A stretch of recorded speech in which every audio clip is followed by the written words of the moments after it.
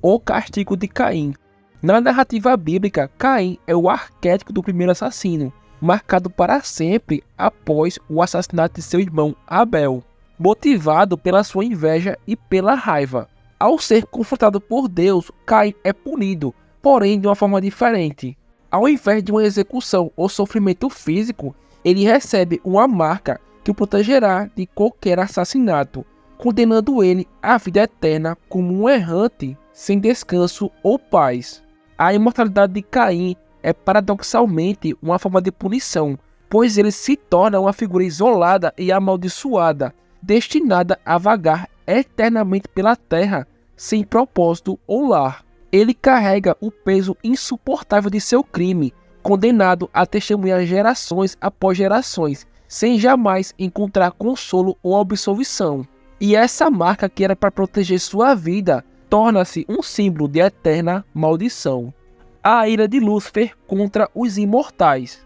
O Lúcifer, que seria o anjo caído, simboliza o ser que ousou desafiar o Deus e foi condenado a uma eterna solidão e dor. Em muitas histórias ele representa o lado sombrio da imortalidade, e a sua ira se volta contra aqueles que, tal como ele, buscam escapar da mortalidade e assim desafiar o ciclo natural. Aqueles que ousam seguir o caminho da imortalidade através de pactos ou rituais proibidos frequentemente atraem a atenção de Lúcifer, que vê neles um reflexo da sua própria insubordinação e também de seu orgulho desmedido.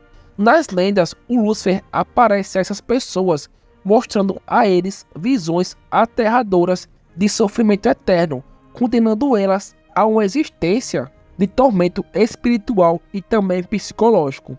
Ele os faz experimentar a verdadeira essência da imortalidade, como ele a conhece, que seria uma eternidade de sofrimento isolado, sem possibilidade de redenção ou alívio. A lenda do holandês voador.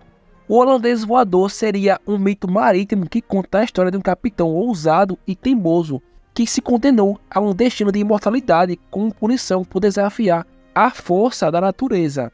De acordo com a lenda, durante uma tempestade violenta, o capitão amaldiçoou o céu, jurando que navegaria até o fim dos tempos para poder vencer a fúria do mar. Por sua arrogância e desafio às forças naturais divinas, ele foi condenado a vagar eternamente com sua tripulação em um navio fantasmagórico, sem jamais poder ancorar ou entrar em descanso.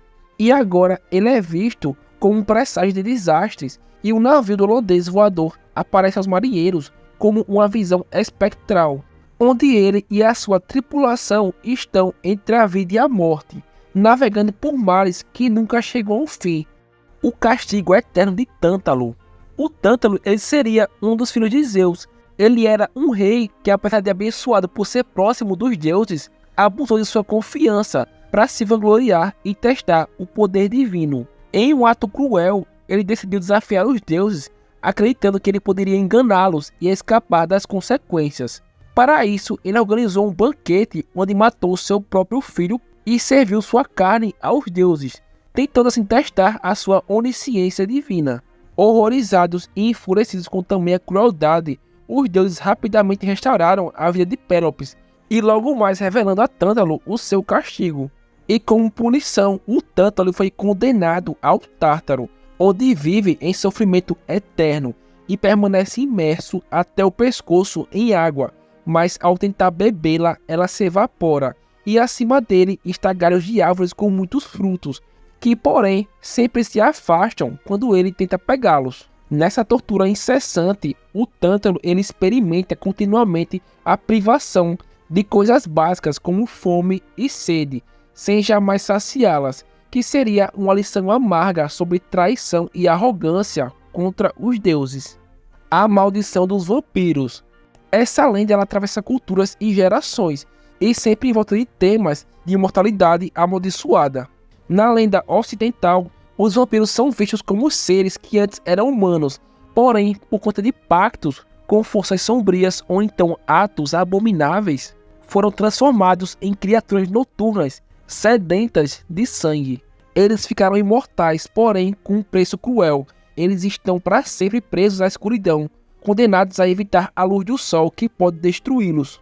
A sede insaciável por sangue é uma fome interminável que os leva a atacar e drenar a vida dos humanos, incluindo aqueles que amam, perpetuando assim uma existência de isolamento e arrependimento. Mais do que uma bênção, a eternidade se torna um fardo macabro, uma prisão onde o imortal só traz dor e culpa, sem chance de redenção ou então encontrar a paz. O ritual da imortalidade e a loucura. Ao longo da história, diversas lendas mencionam rituais que prometem imortalidade, mas que exigem sacrifícios, práticas de magia negra e também o uso de relíquias ou artefatos sombrios. Aqueles que buscam esses rituais são, em geral, pessoas obcecadas por poder ou desesperadas para escapar da mortalidade. Contudo, alcançar a vida eterna por esses métodos é uma afronta ao ciclo natural de vida e da morte, e o resultado é basicamente uma imortalidade tenebrosa e tortuosa. Com o tempo, a mente do imortal começa a ficar perturbada, consumida por memórias inescapáveis e também por visões aterrorizantes dos próprios pecados e também das vidas sacrificadas para fazer o ritual. O destino deles é a loucura. Ao perceberem que são incapazes de morrer, são engolidos por um vazio emocional que aumenta a cada século, levando eles a uma existência onde o tempo se torna um fardo insuportável. Assim, a imortalidade não é imposta por um deus ou demônio, mas sim uma consequência inescapável das ações daqueles que se atrevem a desafiar a ordem natural, que seria uma eternidade de sofrimento psicológico, que em cada momento apenas reforça o desespero. O destino de Sísifo. O Sísifo seria o rei de Corinto, e ele era conhecido por sua astúcia e habilidade em enganar até mesmo os deuses. Uma vez, ao tentar escapar da morte, ele conseguiu prender Tântanos, o deus da morte, atrasando assim temporariamente o seu destino. Contudo, Deus, furioso com tamanha ousadia e desrespeito às leis divinas, decidiu impor-lhe um castigo, que seria eterno.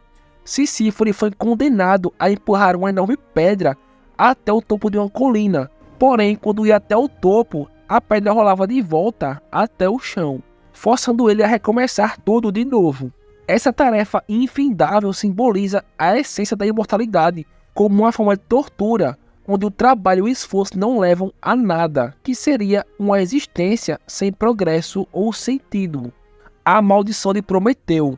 Prometeu seria um titã benevolente, que desafiou os Zeus ao roubar o fogo e entregá-lo à humanidade, permitindo que os humanos dominassem a tecnologia e também o conhecimento.